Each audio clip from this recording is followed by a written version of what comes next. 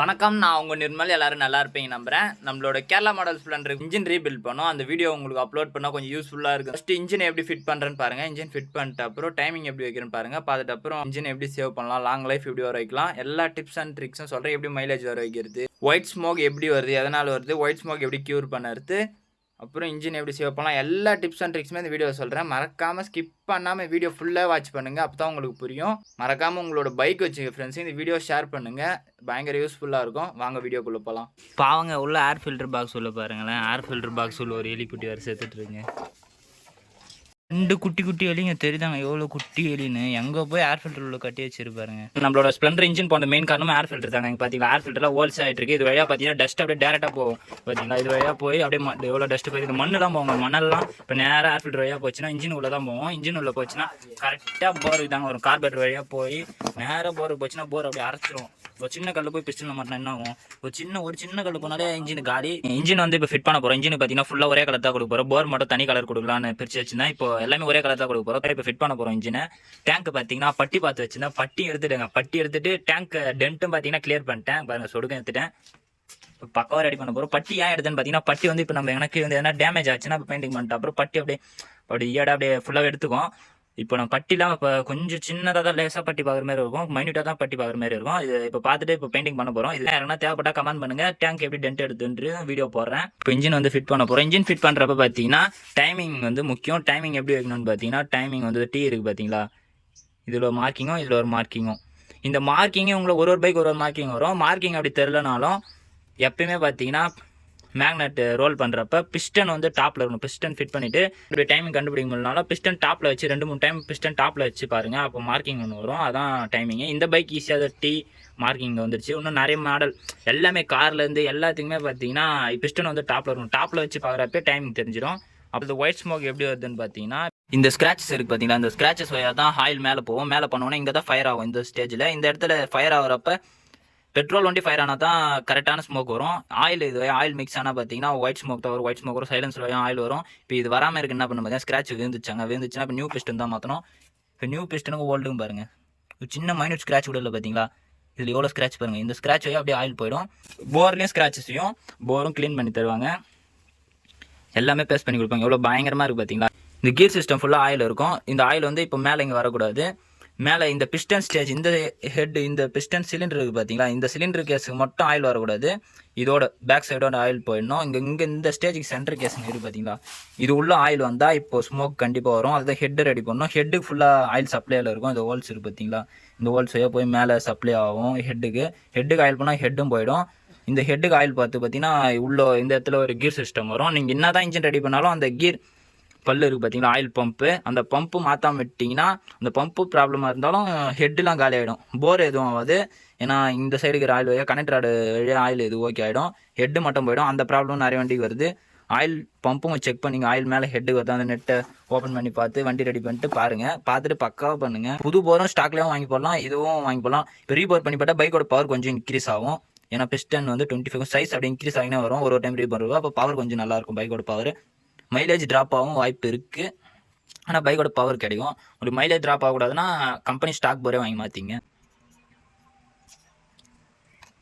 பார்த்தீங்கன்னா இன்டேக்கு மேலே நம்ம கார்பரேட்டர் வழியாக வருது பார்த்தீங்களா, அந்த வால்வ் இன்டேக்கு நம்பரும் வந்து பார்த்தீங்களா இந்த ஷேப்பில் நம்ம படிக்கிற மாதிரி இருக்கணும். அந்த மாதிரி கொஞ்சமாச்சு டெக்னிக்கலாக கொஞ்சம் நாலேஜபிளாக யோசிச்சு தான் நம்ம பண்ணோம். இந்த பிஸ்டன் மாற்றி போட்டிங்கன்னா பைக் ஸ்டார்ட் ஆச்சுன்னா வால் வந்து அடிச்சின்னா வால் வந்து பெண்ட் ஆகிடுங்க. வால் பெண்ட் ஆகிடுச்சுன்னா ஃபுல்லாக ஹெட் ஃபுல்லாக தான் ரெடி பண்ணோம். பிஸ்டன் பார்த்தீங்கன்னா கரெக்டாக மாட்டணும்.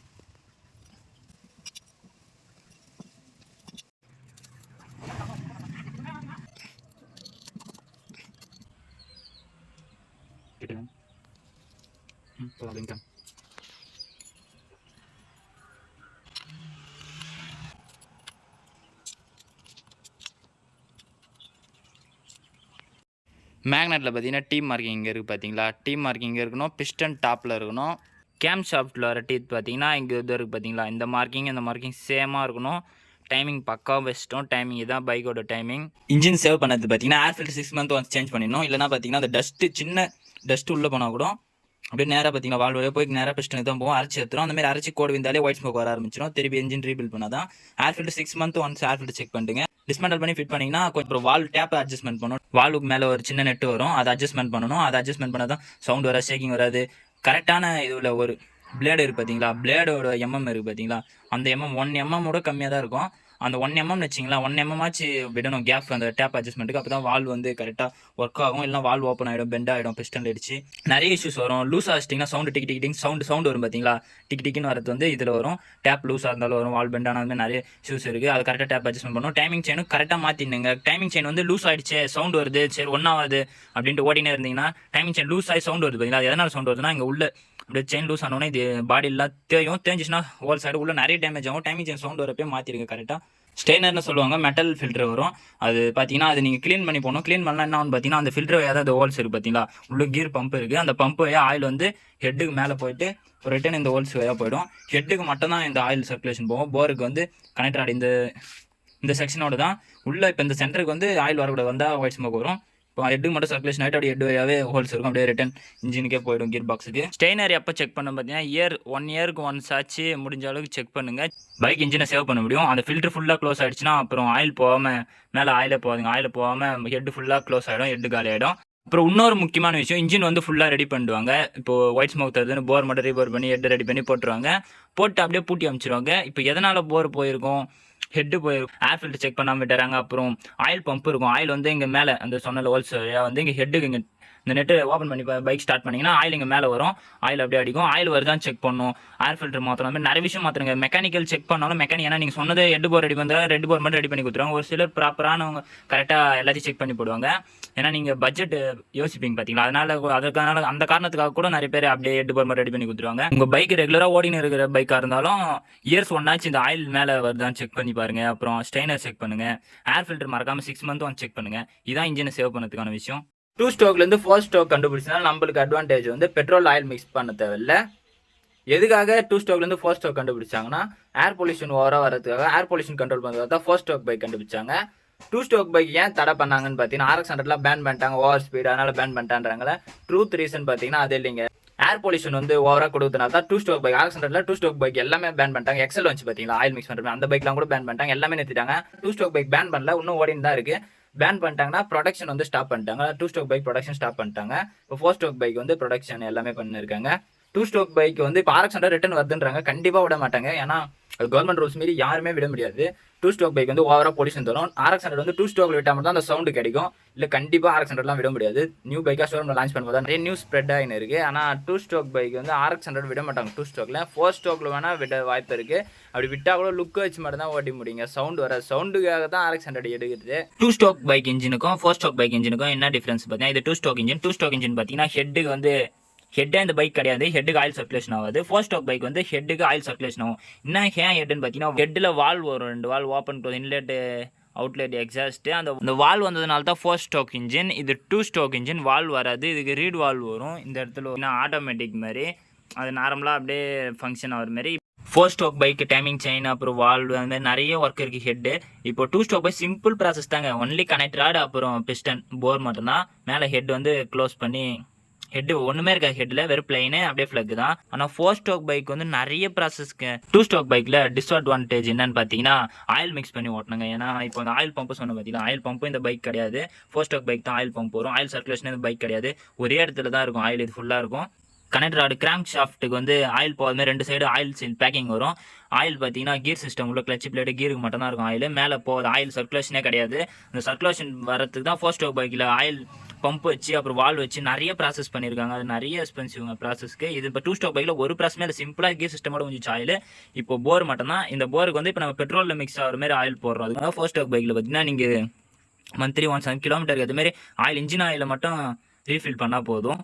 இந்த பைக் வந்து கீர் பாக்ஸ் ஆயில், அதான் கீர் ஆயில் பார்த்தீங்கன்னா இன்ஜின் ஆயில், அது மட்டும் ரீஃபில் பண்ணோம். ஆனால் மந்த்லி தேவையில்ல. இது கலரே அவ்வளோ சேஞ்ச் ஆகுது. கீர் ஆயில் பார்த்தீங்கன்னா அப்படியே தான் இருக்கும். இது 2 years 3 years ஆனாலும் கலர் அப்படியே தான் இருக்கும். நம்மளா உள்ள அந்த டேமேஜ் பீஸ்லாம் இருக்கிறதுனால நம்மளா ஒரு 6 months ஒன்ஸ் ரீஃபில் பண்ணால் போதும். பெட்ரோலில் ஆயில் மிக்ஸ் பண்ணே இருக்கணுங்க. அதாங்க இதில் டிஸ்அட்வான்டேஜ். 2 ஸ்ட்ரோக் பைக் பொறுத்த அளவுக்கு டிஸ்அட்வான்டேஜ் வந்து இதான் ஆயில் மிக்ஸ் பண்ணது தான். ஆனால் இன்ஜினோட ப்ராசஸ் பார்த்தீங்கன்னா ரொம்ப கம்மிங்க. மெக்கானிசம் வந்து கொஞ்சோண்டு சின்ன மெக்கானிசம் தான். அதனால் இன்ஜின் ரீபில்ட் பண்ணுறதும் செலவு வராது. ஈஸியாக லோ பட்ஜெட்லேயே முடிச்சிடலாம். என்னை பொறுத்த அளவுக்கு பார்த்தீங்கன்னா 2 ஸ்ட்ரோக் பைக் தான் பெஸ்ட்டு. ஆனால் ஆயில் மிக்ஸ் பண்ணுறப்ப வரப்போ அது ரொம்ப இரிட்டேட்டிங்க. அதனால தான் ஃபோர் ஸ்ட்ரோக் பைக் கண்டுபிடிச்சாங்க. ஃபோர் ஸ்ட்ரோக் பைக் வந்து இப்போ ஆயில் மிக்ஸ் பண்ண தேவையில்ல. ஸ்மோக்கும் வராது ஃபோர் ஸ்ட்ரோக் பைக்கில். டூ ஸ்ட்ரோக் பைக்கில் வந்து ஸ்மோக் அதிகமாக வரும். ஆனால் ஆயில் அப்பப்போ பெட்ரோலில் மிக்ஸ் பண்ணே இருக்கணுங்க. அதாங்க ஒரு டைமும் போய் பெட்ரோல் ரீஃபில் பண்ணுறப்ப ஆயில் மிக்ஸ் பண்ணுறப்ப அதுவே லைட்டாக கொஞ்சம் இரிட்டேட்டிங்காக இருக்கும். ஆனால் இப்போ டூ ஸ்ட்ரோக் லவர்ஸ் வந்த அப்புறம் அது ரொம்ப ஹாப்பி ஆகிட்டாங்க. கரெக்டாக இன்ஜின் ஆயில் மட்டும் கரெக்டாக சேஞ்ச் பண்ணிங்கன்னா இன்ஜினை சேவ் பண்ணலாம். இன்ஜினுக்கு ஒரு சின்ன ஃபால்ட்டுமே வராது. 4 இயர்ஸ் 5 இயர்ஸ் லைஃப் லாங் கூட நீங்கள் கரெக்டாக ஆயில் மாற்றி ஓட்டினீங்கன்னா கரெக்டாக இன்ஜின் மெயின்டைன் பண்ணலாம். 3000 கிலோமீட்டருக்குள்ளே மாற்றினாலே பெட்டரு. இல்லை 3000 கரெக்டாக வச்சு மாற்றிடுங்க. அதுக்கு மேலே ஓட்டாதீங்க. இன்ஜினோட லைஃப் குறைஞ்சிக்கினே வரும். இந்த வீடியோ உங்களுக்கு யூஸ்ஃபுல்லாக இருக்குன்னு நினைக்கிறேன். கண்டிப்பாக யூஸ்ஃபுல்லாக இருக்குங்க. நீங்கள் மெக்கானிக் தானே இந்த வீடியோ அப்படின்னு நினச்சி ஸ்கிப் பண்ணாதீங்க.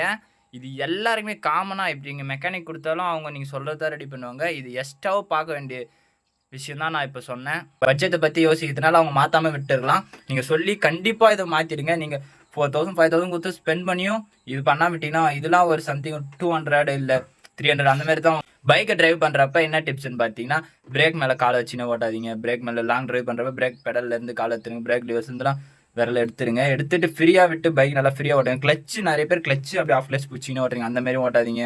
அப்புறம் கீரை வந்து கரெக்டான ஸ்பீடுக்கு ஏற்ற மாதிரி கீரை மெயின்டைன் பண்ணி ஓட்டுங்க. 30 கிலோமீட்டர் ஸ்பீடுக்கு 3rd கியரில் போகிறதுக்கு பதிலாக 4th கியரில் போவாங்க. அப்படி போகிறப்ப அப்படியே இன்ஜின் அப்படியே லூஸாக போகும். செயின் ஸ்ப்ரேட் அடிவாங்க, கீர் சிஸ்டம் அடிவாங்க, கிளச்சு பிளேட் அடிவாகும், மைலேஜ் ட்ராப் ஆகும். நிறைய விஷயம் இருக்குங்க.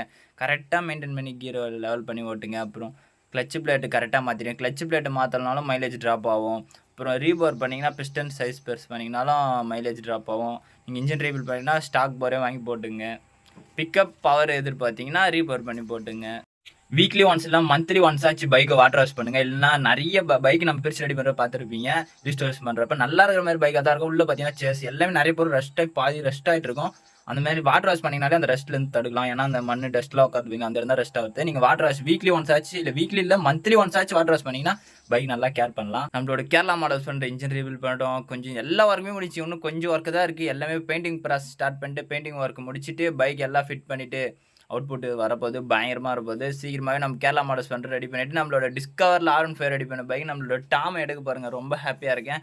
ரொம்ப ஹாப்பியாக இருக்குன்னா இந்த பைக் முடிச்சா தாங்க அடுத்து நம்மளோட டாம் எடுக்க போகிறோம். இந்த பைக்கோட ஒர்க்கு முடிக்க போகுது. அதனால் நம்ம டாம் எடுக்க போகிறோம். ரொம்ப ஹாப்பியாக இருக்கேன். நம்ம டாம் எடுத்துகிட்டு பயங்கரமாக ரெடி பண்ணுறேங்க. நிறைய எக்ஸ்பென்சிவான ஒர்க்ஸு, டிஃப்ரெண்ட்டான ஒர்க்ஸு, நிறைய அப்டேட்ஸ் வச்சுருக்கேன். எல்லாமே பயங்கரமாக ரெடி பண்ணிட்டு நம்ம மோட்டோ விளாக் கண்டினியூஸாக மோட்டோ விளாக் போயினே இருக்கும். தூங்கவே பொறுத்துங்க. டெய்லி ஒரு விளாக்ஸ் பண்ணிக்கினே இருக்கும். கண்டினியூஸாக இப்போ நம்மளோட டாம் எடுத்தால் தாங்க எல்லாமே பண்ண முடியும். சீக்கிரமாகவே எல்லாமே பண்ணுறேன். உங்களோட லவ் அண்ட் சப்போர்ட் கொடுத்த நேரம் முடிஞ்ச அளவுக்கு ஃப்ரெண்ட்ஸாக ஷேர் பண்ணி சப்போர்ட் பண்ணே இருங்க. எங்கே போனாலும் சேஃபாக போங்க. ஹெல்மெட் வியர் பண்ணி போங்க. உங்களோட லவ் அண்ட் சப்போர்ட் எப்பவுமே நம்ம சேனலில் கொடுத்துனே இருங்க. நெக்ஸ்ட் விளாகில் மீட் பண்ணலாம். டாட்டா பாய்.